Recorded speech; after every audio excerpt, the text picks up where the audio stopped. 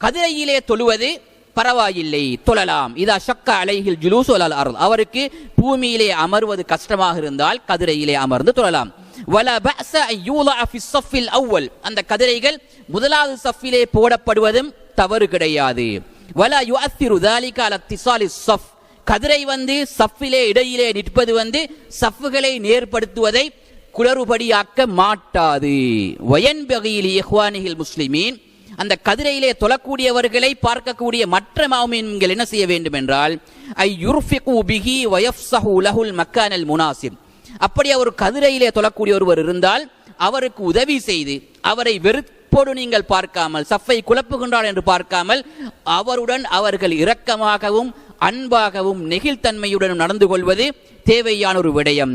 வைதாலம் யஜித் மக்கானன் முனாசிபன், கதிரையை போடுவதற்கு ஒரு பொருத்தமான இடம் சஃபிலே கிடைக்காவிட்டால் ஃபல்யகுன் ஃபி தரஃபிஸ் ஸஃபி, அவராகவே சஃபிலே ஓரமாக நின்று கொள்ளலாம், மற்றவர்கள் ஏவாமல் அவராகவே ஓரமாக நின்று கொள்ளலாம், இந்த சிக்கல்களை தவிர்ப்பதற்கு என்பதாக அவர்கள் ஃபத்வாவிலே சொன்ன பெரிய நீண்ட ஃபத்வாவிலே முக்கியமான விடயங்களை நான் பார்த்தேன்.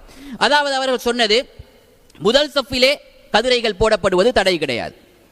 கதிரையிலே ஒருவர் சஃபிலே அமர்ந்து கொண்டிருப்பது சஃப்பை உடைப்பதாக கருதப்பட மாட்டாது போன்ற விடயங்கள் அங்கே சொல்லியிருப்பதை நாங்கள் பார்க்கலாம்.